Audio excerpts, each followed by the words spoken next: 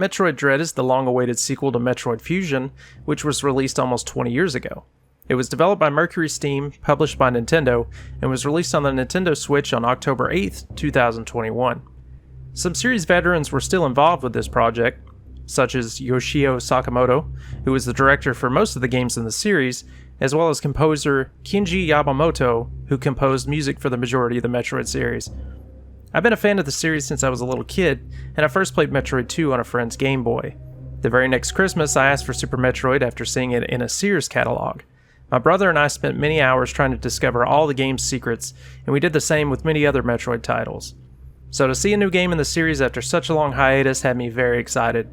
So, did Metroid Dread live up to my expectations? Well, let's dive in and find out.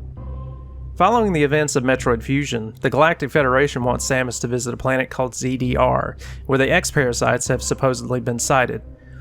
They originally sent in robots called Emmys, but the Federation hasn't heard from them since they landed on the planet. Shortly after Samus lands on ZDR, she's attacked by a Chozo, who leaves her weakened but alive. She has to get back to her ship somehow, and the only help she has is Adam, the computer system that she can feed information to throughout her trek back to her ship. She has plenty of dangers ahead of her, one of which are the Emmy robots that will now attack her on sight. This adds some interesting elements to the gameplay of Dread, but we'll get to that in a bit. The gameplay of Metroid Dread is very much like the previous 2D Metroid titles, with a lot of the gameplay mechanics from Mercury Steam's last entry, Samus Returns, returning. Samus has an arm cannon that can fire an endless supply of blasts, and since the analog stick is used to control her aim as well as her movement, she can aim in any direction quickly and accurately. She can also fire missiles from the cannon, but those are in limited supply. As Samus progresses, she will gain many upgrades that will not only help her move faster, shoot harder, and overall be an absolute beast, but they will also help her gain access to new areas as well as even more upgrades. Exploration has always been a huge part of the Metroid games, and Dread is no exception to that. I'm not going to spoil a lot of the upgrades in the game because I think discovering those are a fun part of the game. I'm also not going to be spoiling any bosses past the first one, and I'm not going to show footage from too far into the game.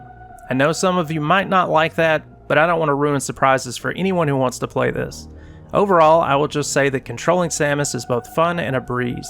The only issues I had were at first, getting used to what buttons do what on the top of the controller, and that could be kinda hard to do. After some practice though, it all becomes second nature. Samus moves really quickly, and right off the bat she can wall jump, slide, and use missiles. The wall jump is really easy to pull off in Dread, and is a really fun way to traverse platforms throughout the game.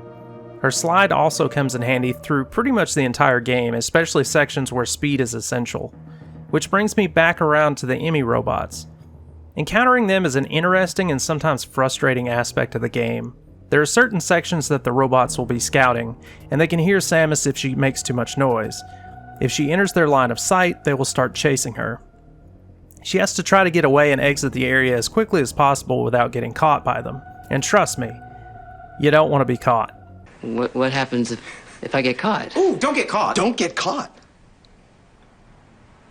If you are, you can parry one of their two attacks to stun them and get away, but the frame window in which to do so is insanely small, so it's best to just try and avoid them.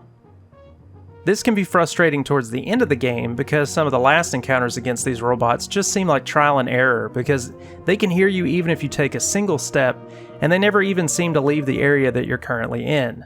Thankfully, the game has something that keeps it from being infuriating: checkpoints. Usually in a Metroid title, a death will send Samus all the way back to the save room, but here it will just take her back to a checkpoint, which are usually triggered very often. However, if the player quits the game, then they will go back to where their last save was, and not the checkpoint. There are also save points located all over the planet, and also events like updating Adam on the computer, or even gaining more sections of Samus's map from a navigation room will prompt the player with an option to save. There are a few things that Samus can pick up to improve her chances of survival, like energy tanks and even more missiles.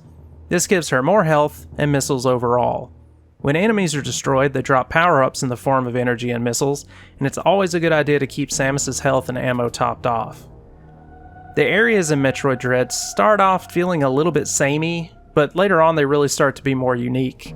I was worried that all the game sections were going to all look the same, but thankfully that wasn't the case. There are lots of sections that take place indoors, but there are also some really nice outdoor areas that look beautiful and are also a good change of scenery.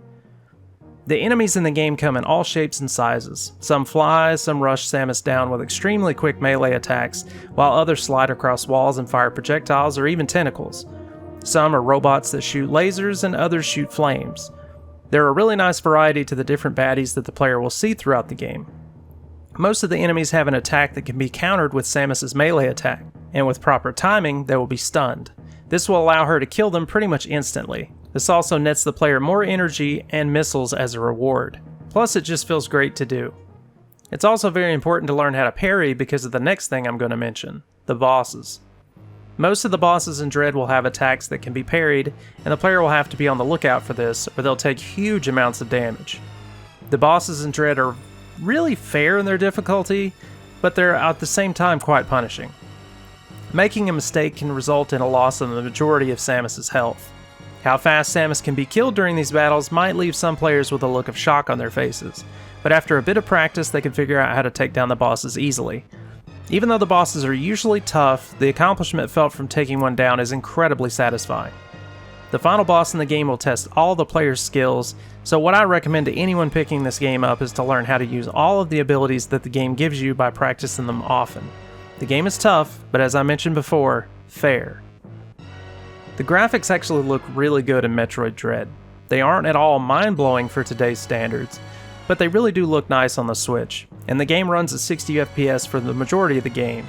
I only ran into the occasional hiccup here and there where the game would have a dip, but other than that I was pleasantly surprised with how smooth the experience was. Also, some of the water effects, level terrain, and backgrounds look wonderful. The sounds and music in the game are also really well done. Some of the old themes from previous games in the series are back here, and they sound just as good as they did then. It's really great to hear them again, and it always brings forth a flood of nostalgia for me. The music does a great job of adding just the right amount of ambiance, creepiness, intensity, or triumph to something happening in the game. The sounds also do a great job, even though primarily all the player will hear is Samus's arm cannon blasting at anything that moves. I played the majority of the game with Bluetooth earbuds in, and nothing was ever annoying or sounded out of place. So, would I recommend Metroid Dread? Hell yes, I would. For fans of the series who wanted a new entry, it's an absolute great title. It's not the best in the series or anything like that, but that doesn't mean that it isn't fantastic. I think the enemy encounters were probably one of the only things that I didn't care for all that much, but they don't bring the overall enjoyment down for me that much. I think most of those sections were fine besides maybe the last two or so. With all the great boss fights, areas to explore, secrets to uncover, and how fun it feels to control Samus through the journey, it's well worth the price tag to pick up if you're a fan of these games. For some people, I do understand not wanting to spend $60 on a game that can be finished in about 10 hours or less, but if you like what you see and you're a fan of these types of games, definitely check this game out. Thank you all for watching my review. If you want to see more reviews, then I have plenty of them to browse through on the channel, and I have plenty more on the way. I'm close to hitting 500 subscribers, and I can't wait to do something special for that milestone. Also, if you liked the video, consider hitting the like button, and if you want to see more, just click the subscribe button as well. Thanks again, and I'll see you all in the next one.